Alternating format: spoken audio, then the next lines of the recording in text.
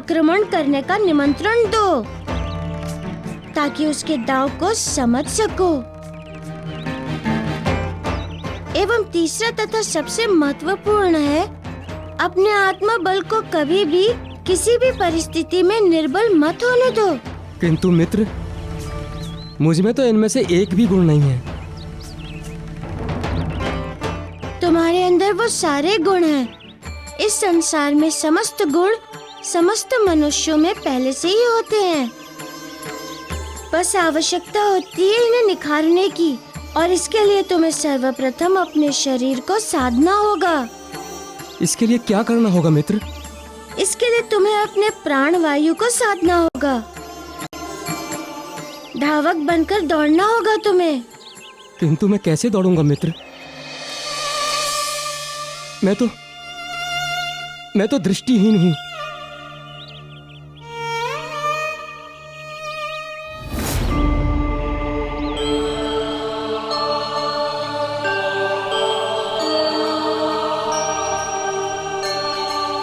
इसे पकड़ो मित्र।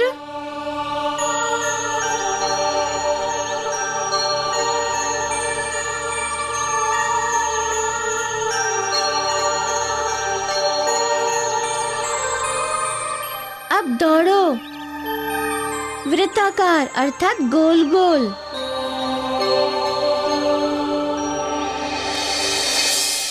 सेठ जी, कृपा कीजिए हम पर। मेरे पति को अपनी दास्ता से मुक्त कर दीजिए। मैं आपके हाथ जोड़ती हूँ, पैर पड़ती हूँ आपके। अरे ऐसे कैसे मुक्त कर दूं उसे मैं? क्रय किया है मैंने, और वो भी पूरे 5 ताम्र मुद्रा देकर। जब तक अपना पैसा वसूल नहीं कर लूंगा कैसे छोड़ दूंगा? सेठ जी, मैं आपको कितना भी धन दे सकती हूँ, आपको जितना चाहिए उतना। केवल मेरे पति को मुक्त कर दीजिए।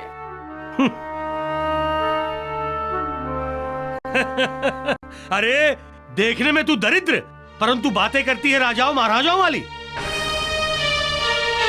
बात ना 5 ताम्र मुद्रा की नहीं है, बात है 5 ताम्र मुद्रा में खरीदे हुए एक ऐसे दास की जो आजीवन मेरा दास बनकर मेरा कोलू खींचेगा।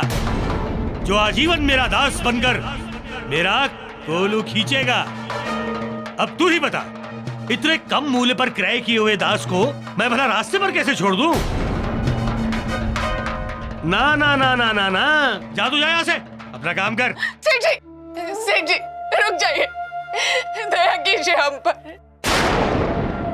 कृपा कीजिए, उन्हें छोड़ दीजिए। आपको आपका पैसा वसूल करना है तो उनकी जगह मैं कोलू खींच लूंगी। आप जो कहेंगे मैं वो करूंगी। अरे देख, तू कितना भी रो ले, गिड़गिड़ा ले, मैं उसे नहीं छोड़ूंगा। हाँ, यदि तुझे इतनी दया आ रही है उस पर, तो जाकर उसका बोझ बांट ले। एक कंधा तू भी लगा दे कोलू पे जाकर। अब इतना तो मैं कर सकता हूं तेरे लिए कि उसे अकेले कोलू नहीं खींचना पड़ेगा। और भोजन पानी की चिंता नहीं करना, जैसे उसे देता हूं तुझे भी दे दूंगा 2 रोटी। जा।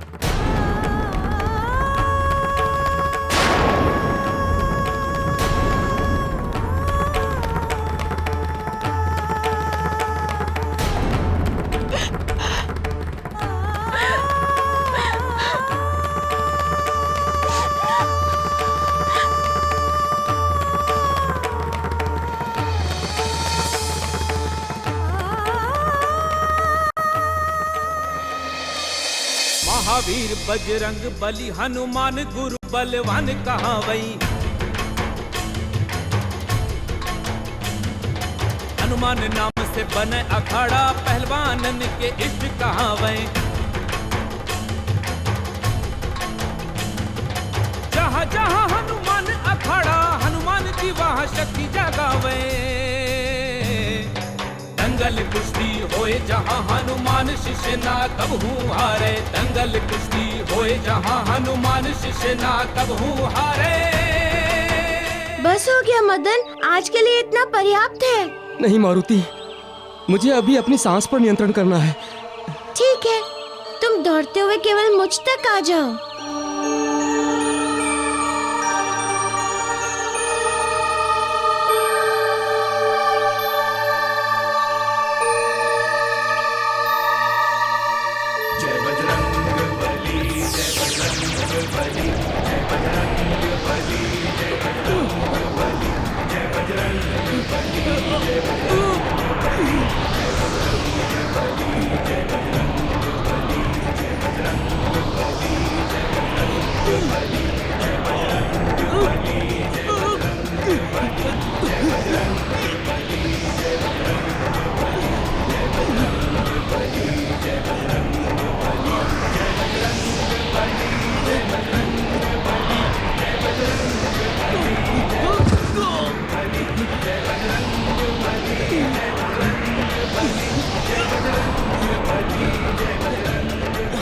परिस्थिति कितनी भी जटिल क्यों ना हो,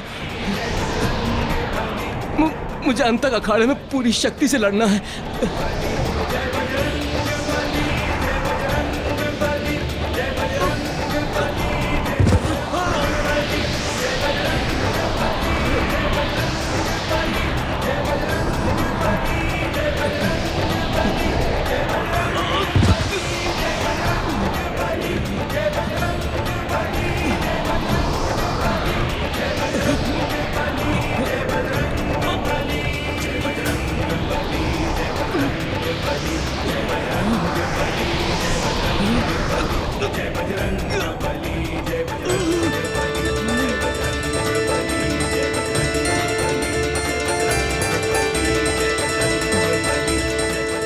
ये अचानक से इतनी तेज आंधी कहां से आ गई?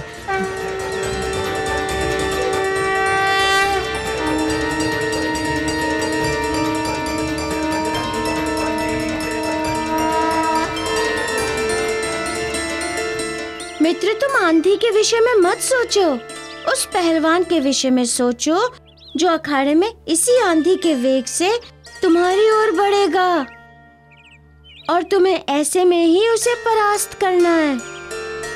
करूंगा मित्र, अवश्य परास्त करूंगा। चलो, अब आज का तुम्हारा अध्याय पूर्ण हुआ। साहूकार जी, ये अंधा तो बहुत परिश्रम कर रहा है, कहीं ये सच में जीत गया तो? मूर्खों, कभी अंधे को अश्वारोहण करते देखा है? देखा तो नहीं है, किंतु कहीं ऐसा ना हो इस अखाड़े में ये भी देखना पड़ जाए। वो कैसे? उस वानर बालक के कारण उस अंधे की बैसाखी वो बना है। मैं तो कहता हूं कि ये वानर बालक कुछ असाधारण है। उस अंधे को अश्वारोहण करवा न दे।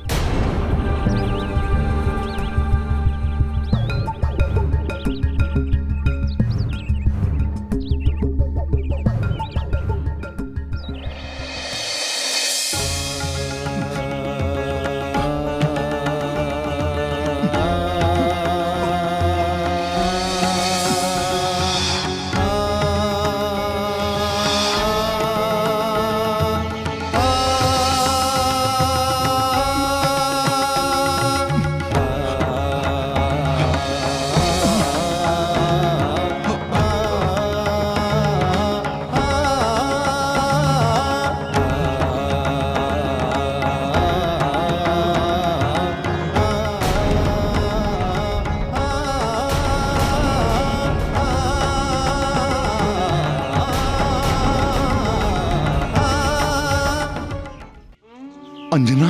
हाँ, मैं स्वामी। आपकी छाया, अपनी काया की छाया। मैं स्वामी, आप इस स्थिति में हैं और आपने एक बार भी मुझे नहीं पुकारा।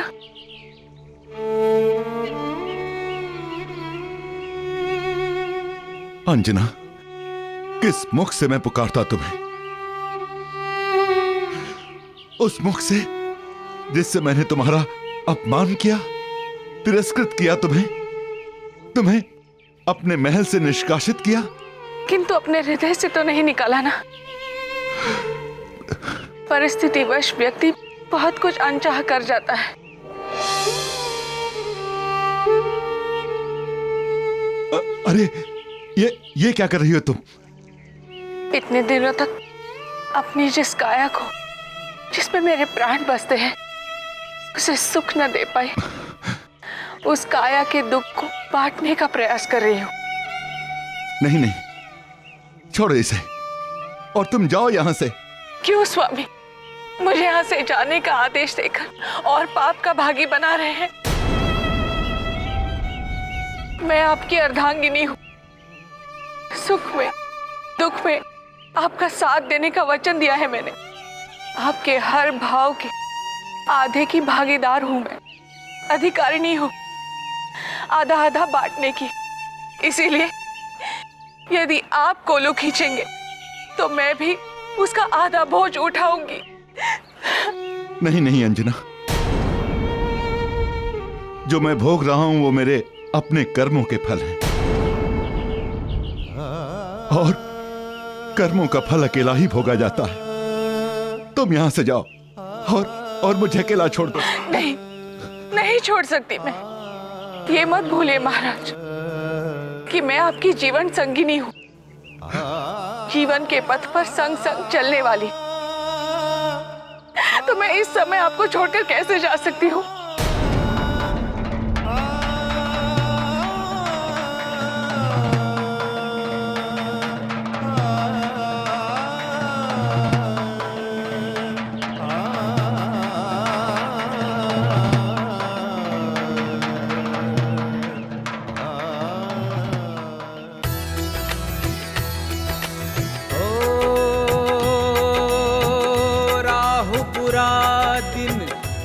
सन लावे मनई का कोल्हू के पैल बनावे।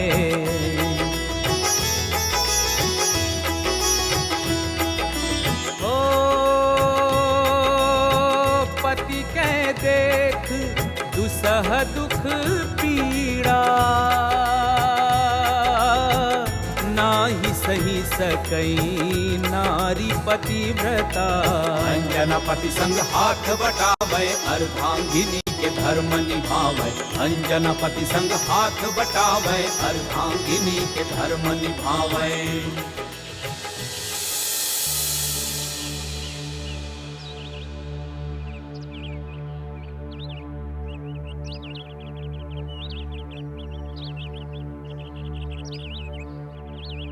ए अंधे, हमने सुना है कि आजकल तू कुश्ती के दांव पेच सीख रहा है।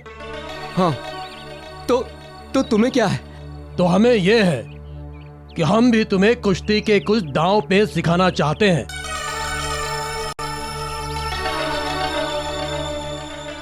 ले आओ उसे, हम सिखाते हैं कुश्ती। आ जाओ। छोड़ दो, छोड़ दो। यदि तुम लोग सच में मल्लयुद्ध की कला सिखाना चाहते हो तो मुझे सिखाओ ना। तो ठीक है, पहले तुझे ही सिखाते हैं। तो लो खींचो मेरा हाथ।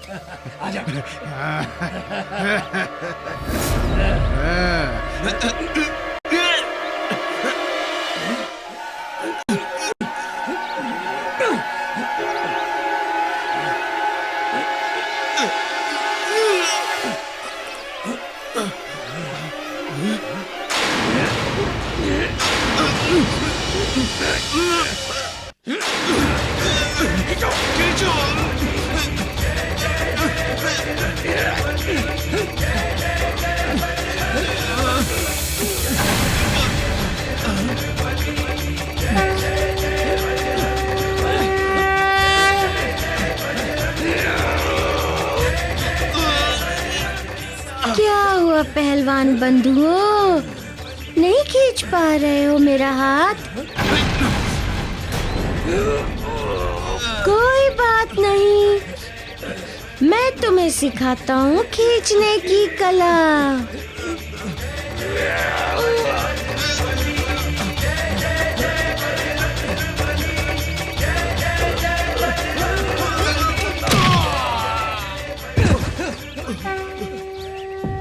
वानर बालक, अब हम तुम्हें नहीं छोड़ेंगे।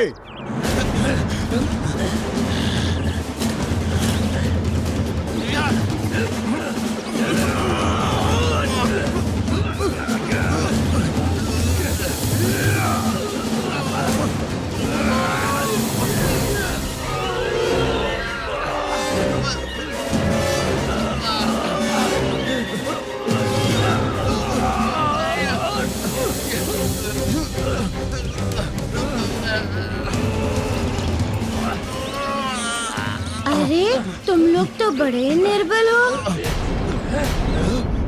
एक मुझ जैसे बालक को नहीं उठा पा रहे हो।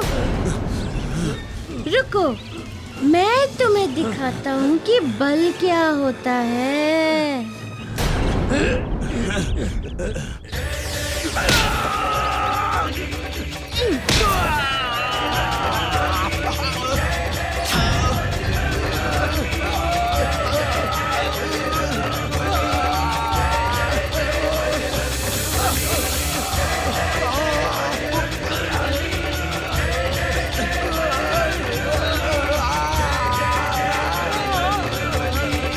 क्या हुआ मित्र?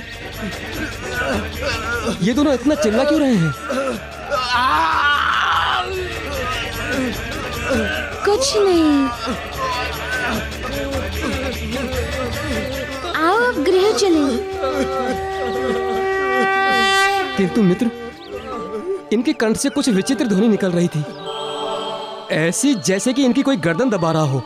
अरे वो क्या था कि हमारे और इनके समझने के बीच थोड़ी भ्रांति की स्थिति उत्पन्न हो गई थी, इसलिए। किंतु अब सब स्पष्ट हो गया।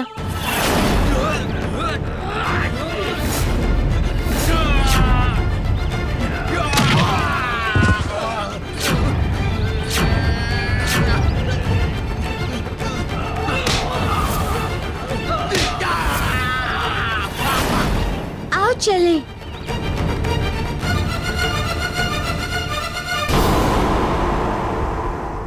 अंजना, क्षमा कर दो मुझे, क्षमा कर दो।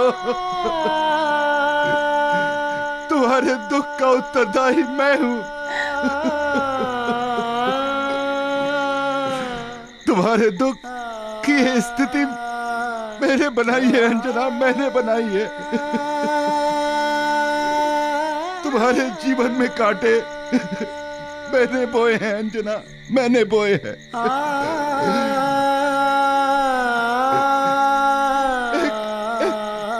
पति का धर्म क्या होता है? अपनी पत्नी की रक्षा सुरक्षा करना। और मैंने क्या किया अंजना? तुम्हारा जीवन नर्क बना दिया। मेरा जीवन तो नर्क तब था जब मैं आपसे विलग हुई। अब मेरा जीवन तो स्वर्ग से भी अधिक सुंदर है। मुझे आप मिल गए। जो कुछ भी हुआ उसके लिए दुखी मत होइए, क्योंकि आप उसके कारण थे ही नहीं। दोषी था तो काल, वो कालखंड जो मनुष्य की बुद्धि एवं विवेक को हर भी लेता है तथा बुद्धि से भर भी देता है। धन्य हो अंजना, धन्य हो तुम। मैं कुपात्र निकला जो तुम जैसी जीवन संगनी का।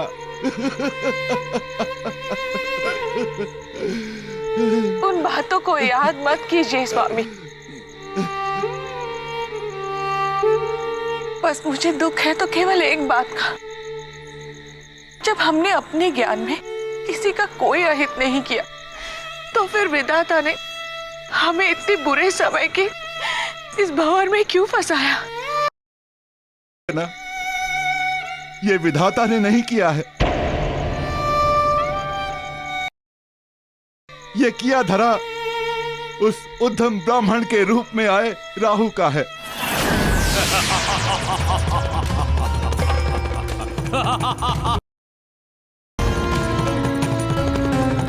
जो हमारा मित्र बनकर हमारा सर्वनाश कर गया वो। किंतु उसने ऐसा क्यों किया? हमसे उसकी क्या शत्रुता? शत्रुता हमसे नहीं, हमारे पुत्र मारुति से है उसे। हमारे पुत्र मारुति से है उसे। मारुति से? किंतु क्यों? हमारे पुत्र मारुति ने अपने शिष्य धर्म का पालन करते हुए उस पापी राहु को सूर्य ग्रहण करने से रोका। ठहरो राहु, ठहरो। मुझसे मेरे अधिकार त्यागने को कहता है। तुम्हारे समस्त अधिकारों का आज मैं खंडन करूंगा। बस यही कारण है उसकी शत्रुता का तथा हमसे लिए गए प्रतिशोध का।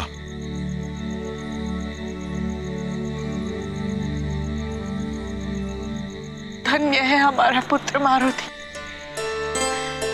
मुझे अपने लाल पर गर्व है। अंजना, तुम देखना, हमारा पुत्र शीघ्र ही आएगा और हमारे समस्त संकट दूर कर देगा पल में। हाँ महाराज, आप सत्य कह रहे हैं। और तब तक हम मिलकर इन दुख के पलों को सुख समझकर पार कर लेंगे। हाँ।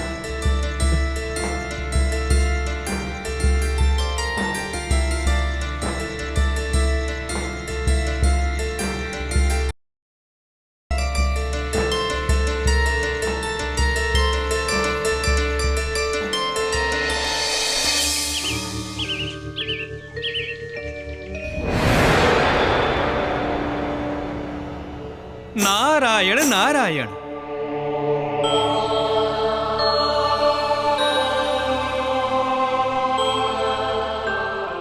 सूर्यदेव, धरती लोक पर माता अंजना एवं महाराज केसरी के ऊपर राहु का अत्याचार दिन प्रतिदिन बढ़ता ही जा रहा है।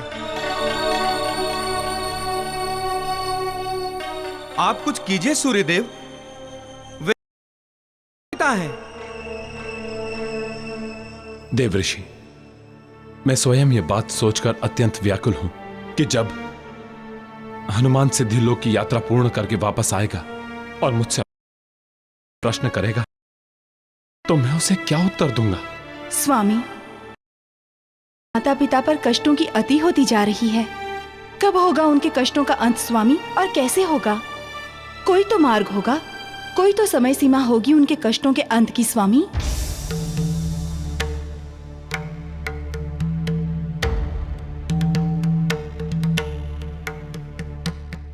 इस कष्ट का अंत और इस समस्या का निवारण केवल हनुमान कर सकता है, अन्य कोई नहीं। किंतु सूर्यदेव, अभी तो प्रभु हनुमान को सिद्धिलोक की यात्रा से लौटने में विलंब है, और तब तक देवऋषि, हनुमान के सिद्धिलोक की यात्रा अब शीघ्र पूर्ण होने वाली है। उसके पश्चात राहु को हनुमान से कोई नहीं बचा सकता।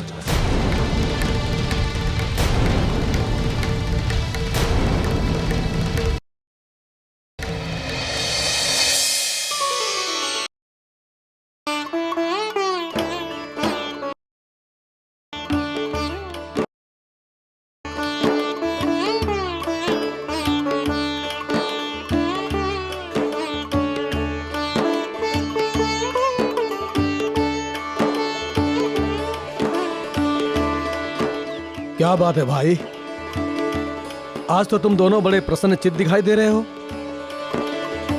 कोल्हू भी खींच रहे हो तो ऐसे हो। मित्र, ये हम पति पत्नी का साथ ही सुख और संतोष का प्रभाव है। इस सुख के आगे कोई दुख ठहर ही नहीं पाता। इस सानिध्य के समक्ष संसार का बड़े से बड़ा कष्ट भी तुच्छ है। और जब तक हम दो साथ हैं तब तक कोई भी दुख की आंधी हमारी प्रसन्नता, हमारा सुख, हमारे संतोष को उड़ाकर दूर नहीं ले जा सकती।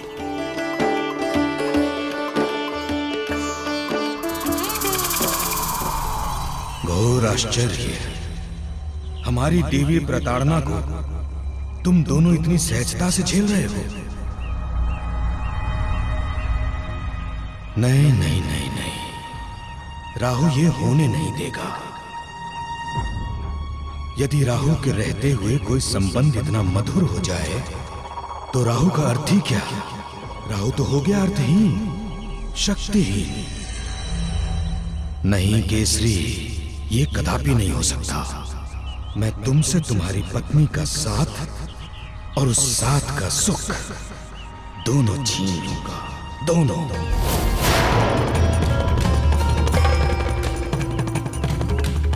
तुम दोनों का सुख मेरी आंखों में चुभने वाला शूल है, शूल।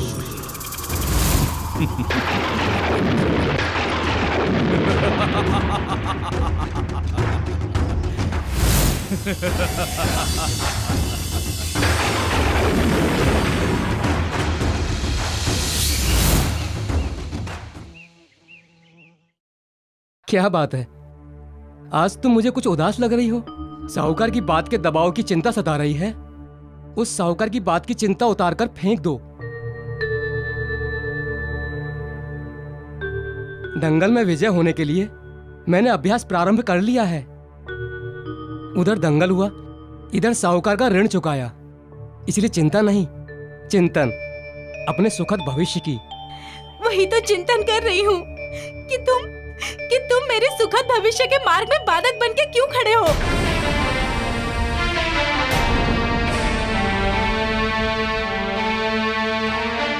मैं तुम्हारे सुखद भविष्य के मार्ग में बाधक? ये तुम क्या कह रही हो बहन? सत्य कह रही हूँ। मुझे इतना अच्छा, इतना धनी वर मिल रहा है और तुम चाहते हो कि मेरा ब्याह उससे ना हो? तो ये बाधक बनना नहीं तो और क्या है?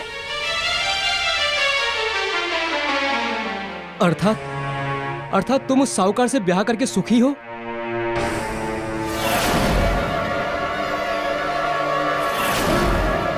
हाँ। उस वृद्ध साहूकार से?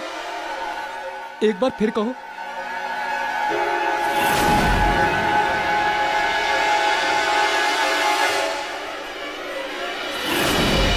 हाँ हाँ हाँ।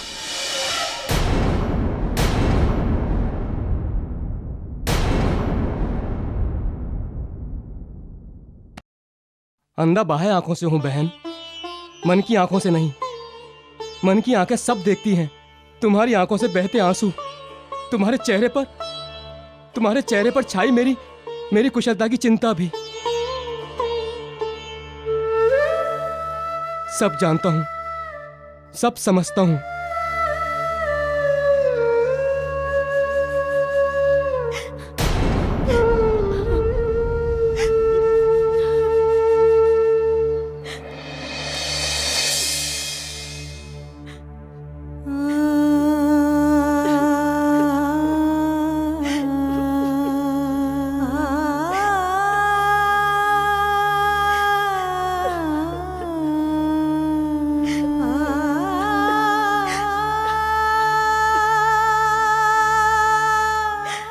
बहन, ये दंगल केवल मदन का नहीं है। ये मल्लयुद्ध है योग्यता एवं अयोग्यता का। संसार मदन को अयोग्य समझता है। संसार की ये धारणा है कि जो अयोग्य है, अपंग है, विकलांग है, वो कुछ नहीं कर सकता। किंतु यही मदन यदि अपने आत्मविश्वास के बल पर ये कुश्ती जीत जाता है तो कितनी बड़ी बात हो जाएगी, कितना बड़ा उदाहरण प्रस्तुत होगा इस संसार के समक्ष। कितने ही अयोग्य लोगों को प्रेरणा मिलेगी इससे। अतएव मत रोको उसे, लड़ने दो। विजय का ध्वज उसके हाथों में लहराने दो बहन।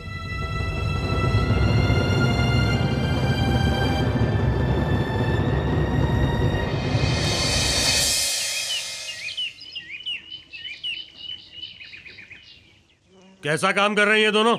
काम चोरी तो नहीं कर रहे हैं ना? नहीं सेठ जी, नहीं। दोनों ही बड़े परिश्रमी हैं। इसके पहले वाले दास का तो एक घड़ा तेल निकालने में ही उसके स्वयं का तेल निकल जाता था। एक बात कहूं सेठ जी, मुझे तो ये दोनों ही किसी कुलीन कुल के लगते हैं। मुनीम, हमें कुलीन कुल से कुछ नहीं, कुल तेल के घड़ों से मतलब है, समझे? इनसे एक घड़ा तेल और बढ़वाओ। जी।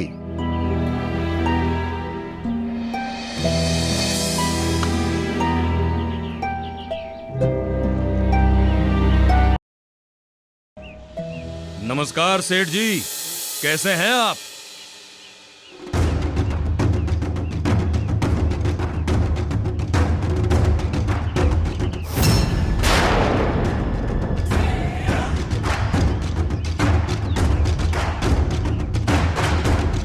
कहिए, क्या सेवा करूं मैं आपकी?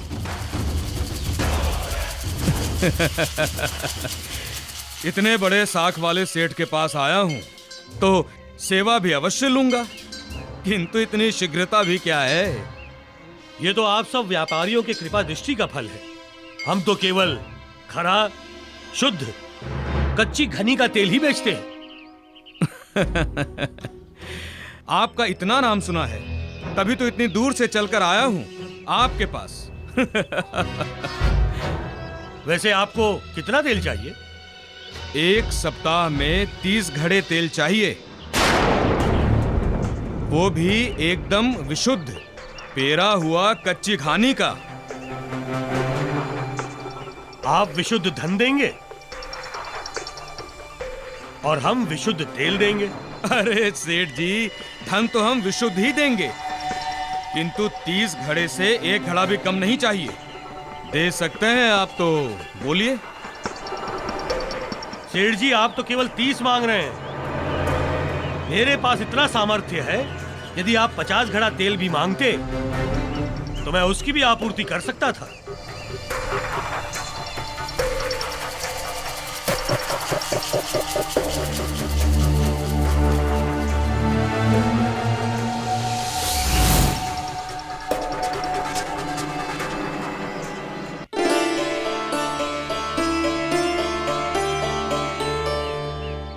अब समझा सेठ जी कि आपने इतनी सहजता से कैसे कह दिया कि दे दूंगा। इन दोनों दासों को देकर लगता है कि आप 30 घड़े तेल दे देंगे, किंतु एक बात बताइए, ये दोनों दास आपको कहां से मिले? अरे कहां से लेकर आए हैं आप इन्हें? एक तो मेरा क्रय किया हुआ है तथा दूसरी उसकी पत्नी है। दोनों ही तेल पेरते हैं। सेठ जी, आपने एक बात पर ध्यान दिया है कि नहीं? वो क्या? ये दास तो ठीक है, किंतु ये दासी सी प्रतीत नहीं होती।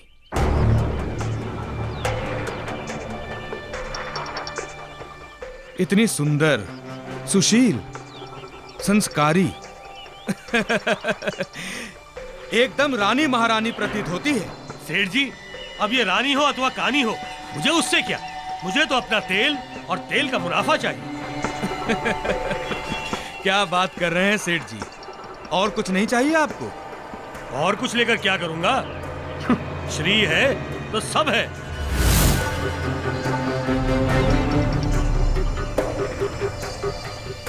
नरोत्तम दास, मुझे तुम्हारे मन में धन के लोभ को निकालकर रूप के मोह को प्रतिस्थापित करना होगा। तुम्हारे अंदर काम को जागृत करना होगा मुझे, तभी पूर्ण होगा मेरा उद्देश्य।